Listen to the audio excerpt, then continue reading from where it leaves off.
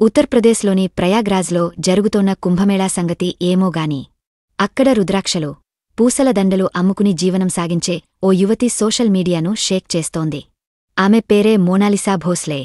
Instagram, Facebook, Twitter ఎక్కడ చూసినా ఆమె వీడియోలే దర్శనమిస్తున్నాయి. ఒకప్పటి విశ్వసుందరి ఐశ్వర్య రాయ్ కళ్లను పోలి ఉన్న మోనాలిసా వీడియోను కుంభమేళాలో ఓ నెటిజన్ షూట్ చేసి సోషల్ మీడియాలో పోస్ట్ చేశాడు. అంతే, సీన్ ఒక్కసారిగా మారిపోయింది. మోనాలిసా ఓవర్ నైట్ సెలబ్రిటీ అయిపోయింది. ఆ వీడియో చూసిన నెటిజన్లు మోనాలిసా అందాన్ని రకరకాలుగా అభివర్ణిస్తూ కామెంట్ చేస్తున్నారు. ఓ బాలీవుడ్ డైరెక్టర్ ఏకంగా సినిమా ఛాన్స్ ఇస్తానంటూ ముందుకు వచ్చాడు. మోనాలిసాకు ఓవర్ నైట్ స్టార్డమ్ రావడంతో ఆమెను చూసేందుకు జనం ఎగబడుతున్నారు. ఇక యూట్యూబర్స్ ఆమె ఇంటర్వ్యూలకు క్యూ కడుతున్నారు. ఈ క్రమంలోనే మోనాలిసా ఓ సంచలన వీడియోను విడుదల చేసింది. ఆ వీడియోలో గురువారం తన వెంట కొంతమంది దుండగులు వెంటపడి ఇబ్బంది పెట్టారని తెలిపింది. మహాకుంభమేళాలో తాను పూసల దండలు అమ్మేందుకు వచ్చానని, తన వల్ల మహాకుంభమేళా డిస్టర్బ్ అవుతుందని పేర్కొంది.